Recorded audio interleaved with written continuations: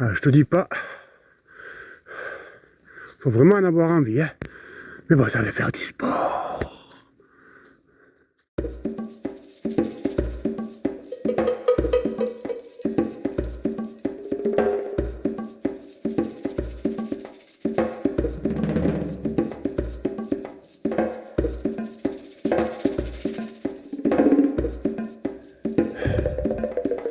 Waouh, je leur tire mon chapeau.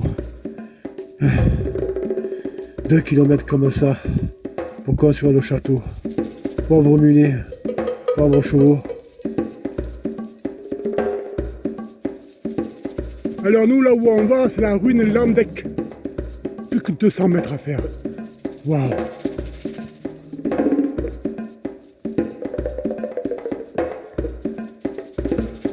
Nous y voilà. On arrive encore à ce pont là.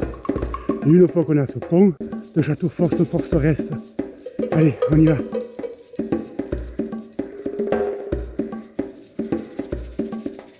Bon, chevalier de la table ronde, carré ou ovale, comme tu le veux. Je suis Lascap Fénis. Je voudrais rentrer dans ce territoire.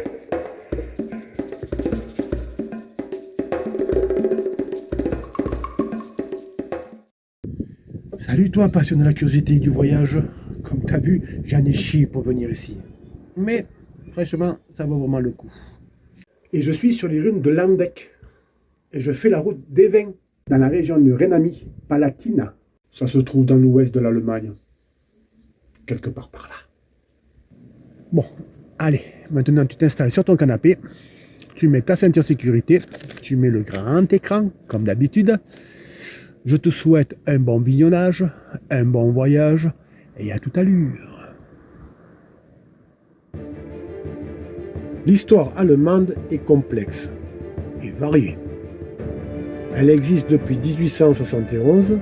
Avant cette date, toutefois, il existait un monde germanique doté d'une certaine cohérence selon les époques. À la fin du IVe et Ve siècle, certains peuples germaniques établirent des royaumes plus ou moins éphémères. À l'instigation des rois de France, des moines dans un premier temps, irlandais et écossais, et à partir du 8e siècle, anglo-saxons arrivent sur le continent et commencent à évangéliser les régions rhénanes. Une figure importante de cette période est Winfried Boniface. De 671 à 754, il fonde en Germanie des monastères de Fulda, Erfurt, Würzburg et Eichstätt.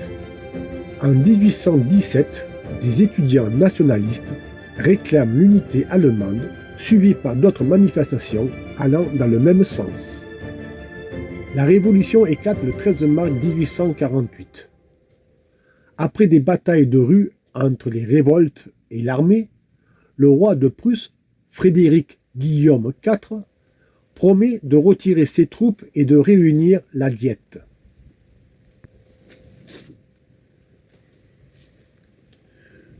Le plus dur, c'est pas la montée, c'est la descente.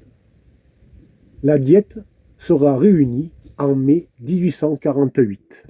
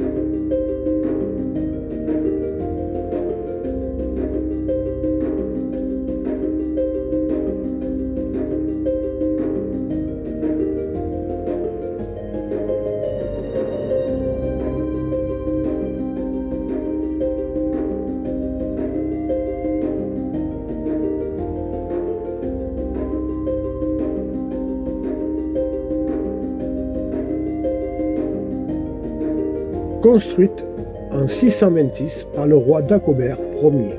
La fondation du monastère remonte aux dits moines noirs, qui suivent les enseignements de Colomban de Luxeuil. Ces moines construisent de nombreux monastères en France, en Allemagne et en Italie au 7e siècle. Dagobert est un soutien de Colomban et donc fondateur de nombreux lieux. Au 8e siècle, l'ordre de Colomban est remplacé par l'ordre de Saint-Benoît. En 782, Charlemagne confirme l'attribution des devoirs à l'évêque Fredo de Spire. Fredo est qualifié d'abbé de Klingenmünster. Avec le progrès de la réforme protestante, le déclin du monastère est précipité. Frédéric III du Palatinat établit l'enseignement de Jean Calvin dans le Palatinat du Rhin. Entre 1565 et 1567, tous les monastères sont dissous et les installations détruites. Le doyen Johann Ziegler meurt en 1567. La sécularisation est alors prononcée.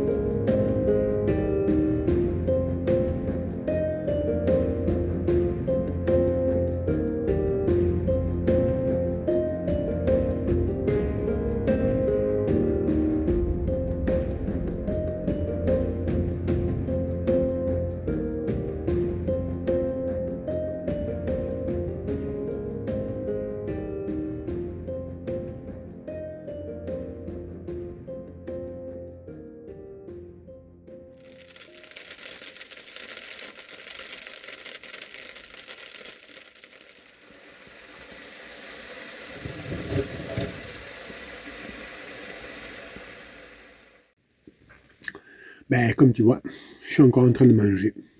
Je suis en train de faire une petite pause. Je viens de me taper 200 et quelques kilomètres. Il m'a à peu près 70. Une petite pause midi. Moi, je vais te laisser tranquille. Je vais continuer à manger. On se retrouve plus tard. Et t'as qu'à visiter là où je me suis arrêté pour faire ma petite pause. Allez, à tout à l'heure.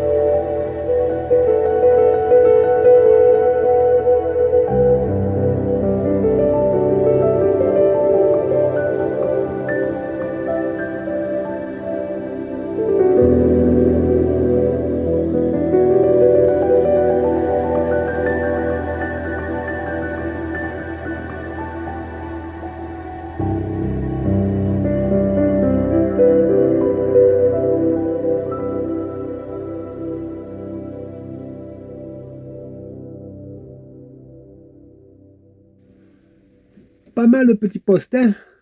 J'espère que Klingenmünster t'a plu aussi. Et que la vidéo aussi.